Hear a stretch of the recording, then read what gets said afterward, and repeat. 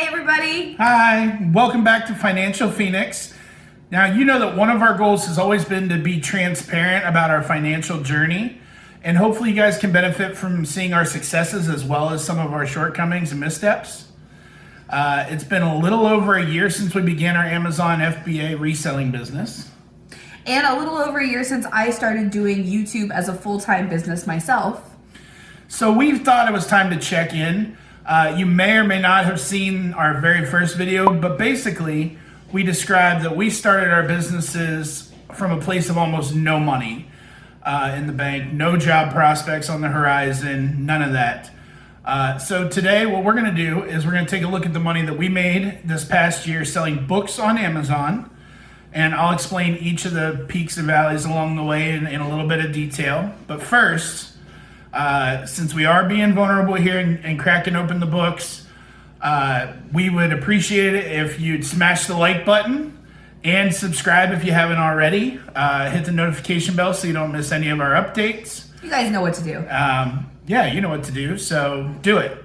Do it. Let's take a look at some of those profits. So we began sourcing or looking for books, used books to sell, which is our main product that we sell on Amazon. We did that with less than $50 out of David's last paycheck in our bank account, which is kind of crazy when you think about it. When you look back on it, Don't try this at home. this is not the way I would recommend Unless starting. you have no choice, then try this at home. But if you have no choice, Sometimes it works, I guess. sometimes it works out. So we had to find the cheapest sources available for getting that inventory. So sometimes that looked like shopping at bin stores for books that were priced per pound, yard sales, or even free pickups from our neighbors who were looking to clear out old estates or bookshelves, things like that. Yeah, absolutely. And one of the things that does scare off a lot of beginners when they start looking at selling on Amazon is the fees are pretty high in comparison to something like selling an item of yours on eBay. But the reason why people end up selling just merchant fulfilled, which is still through Amazon, but basically the same idea as selling as an eBay seller. You have to pick, pack, and ship the item.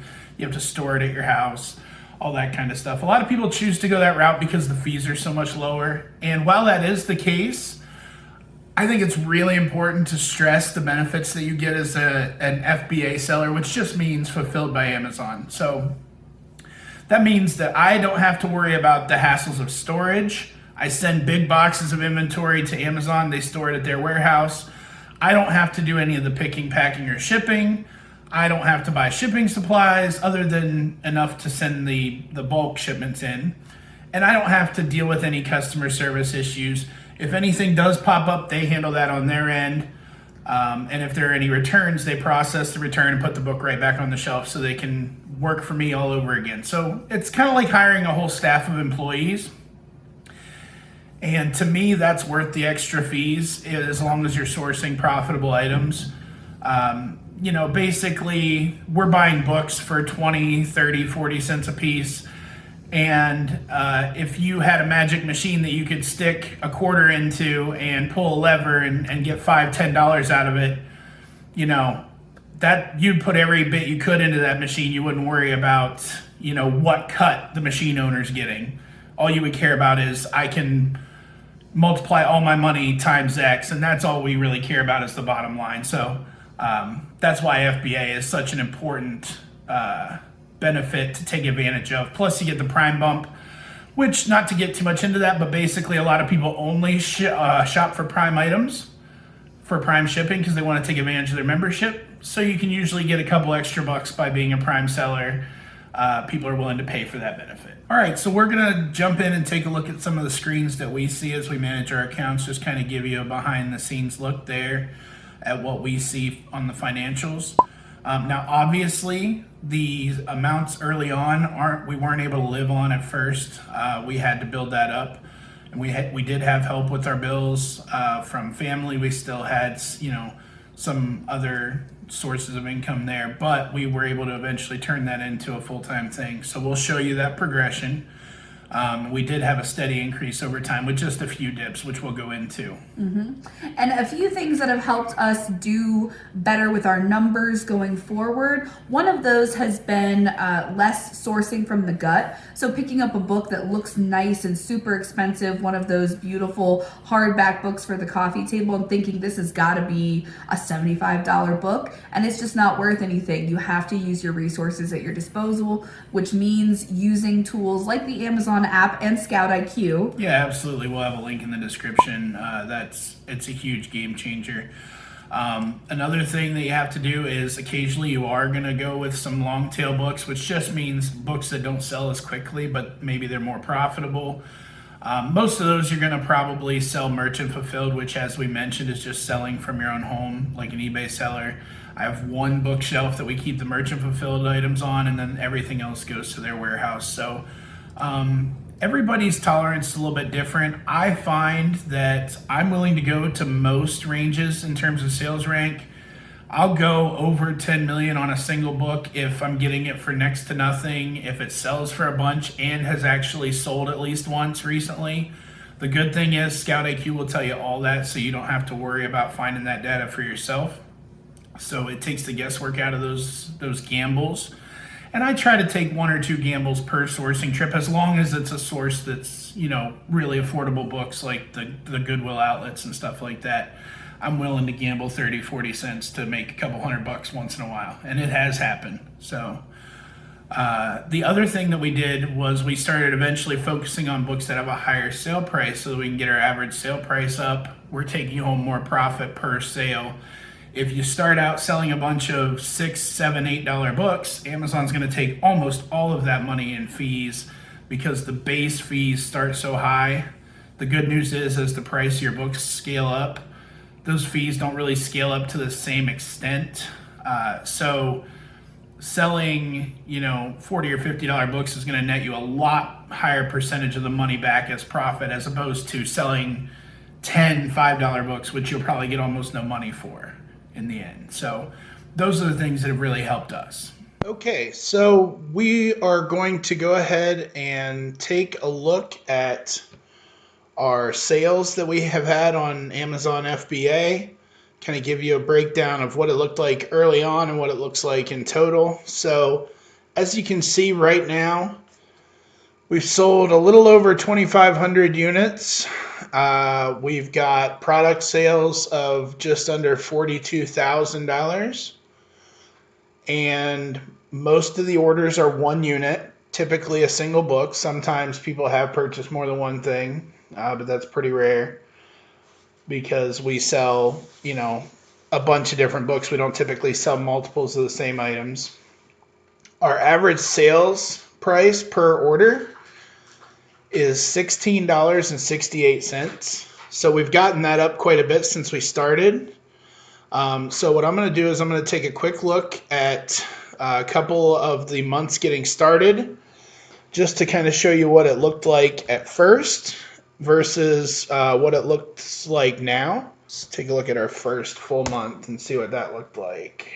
So we can kind of see the chart here. We actually had a pretty good month early on.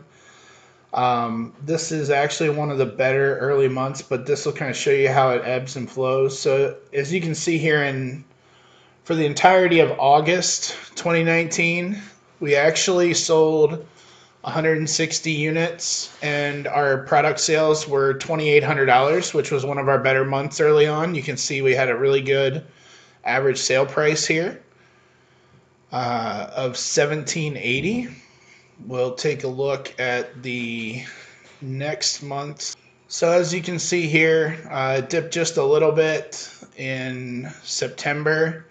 We sold 136 units, so a few less. You can see our product sales did dip a bit to $1,983. The biggest reason for that, it looks like our average sale price went down. So this is why it's important to source, good profitable items, get the best average sale price that you can realistically.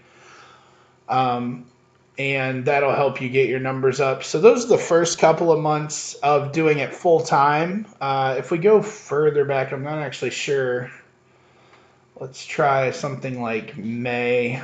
or something like that. Because I think that there were a couple of months where we were really just getting started and only had a couple of items in inventory. Yeah, so you can see here in May, that was the actual start of putting a couple items on. We had 7 units sold, and we only sold those for $130, about $131.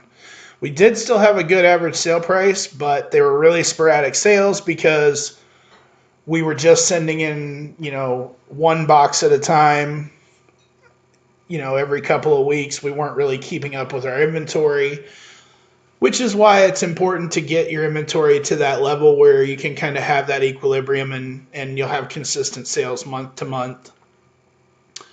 Now, if we fast forward to some more recent sales. So as you can see, the product sales were about $3,700. So we did get that up quite a bit. And we did keep our average sale price up, like I mentioned. So really the increased unit total there is a result of getting our inventory up to the levels that we need it at. You can kind of see a year versus year comparison. The red line here is what our 2020 looked like for these same dates on the calendar. And then the blue line is what our 2021 looked like. So we did have some days that were below where we were last year, but you can also see that we had some days that really excelled past what we were doing last year as well. The 25th in particular, we had 10 times the sales volume that we had last year. So that's just a result of getting those inventory numbers up. Taking a look at it in terms of what we're going to bring home, we are typically getting a little bit less than, just a bit less than half the money. Sometimes we can get closer to that 50-50 split depending on how profitable the item is, which is why we mentioned going for those higher profit items. But in general, taking a look at that $3,700 in sales means we're probably going to walk away with somewhere in the neighborhood of approximately 16 to 17,000, maybe a little bit, or 16 to 1,700 rather. I wish it was 1,000. 16 to 1,700 on our end of things. So that's what we're looking at. Trying to send in 125 books per week at least. And the reason why we're doing that is because that is the minimum pace that we're going to need in order to keep up with our sales demand and also to build our inventory to a number of products that we are comfortable with. We want at least 2,500 products for sale at all times, typically books, because once we get to that 2,500 items listed threshold, we are projecting with our numbers that will allow us to have the income that we want, which means we're going to be selling closer to $5,000 in products per month.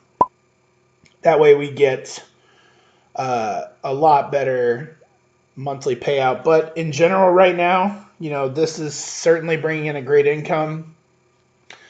If you were to work 40 hours a week for $12 an hour, that's only $480 a week. So that puts you at $1,900 a month before you pay your taxes, which means after you do that, this is basically the exact same thing, except we don't have to be exposed to additional health risks right now. We can make our own schedules, and we have a lot more control of our own lives while still bringing in that full-time paycheck equivalent, especially since we're able to keep our sourcing so cheap per item, like we mentioned before, using the Goodwill outlet and things like that. I am going to explain a little bit about textbook season and some of the low points that we hit as well, but I'll keep that kind of simple. So textbook season, usually there are 2 spikes that you want to keep an eye on. That'll be in the early part of the year, so January through the beginning of February, you'll see a spike in sales, and then they'll tail off. And then you'll also see a spike in September, early October in sales as well, kids getting back into classes in the fall. Now, the one thing to keep in mind is that's not just quote-unquote textbooks. A lot of required reading is affected by that as well. So if they have to read like Euripides, or if they have to read, the Odyssey or whatever, if it's on their required reading list, you'll see those sales start to spike up for those as well. Now, they won't have the big price fluctuations that a textbook does, but you'll be able to move a lot of that inventory as well. Now, once you get past those points, there's usually a little bit of a lull after each textbook season. So the month following, talking about like late February into March, you'll see a little bit of a calm, and then you'll see that again in like November leading up to the holidays. Just put in your work prior to that. Make sure you get your sales during the textbook season, and then you'll be able to kind of coast on your non-educational books, your non-textbooks through those months, and you won't have to worry about it too much. Thanks so much for watching, you guys. If you have any questions about selling books on Amazon or about the type of money that we make when we do this, there'll be links to our playlists and how-to videos in the description box down below this video. Also, be sure to leave a comment if you're interested in seeing what I made as a first-time YouTuber during my first year of doing YouTube as a business. Yeah. If you found some value in the video, please give us a thumbs up. And you can share the video anywhere you want, of course. And remember to save money, make money, and dream big. Bye, guys.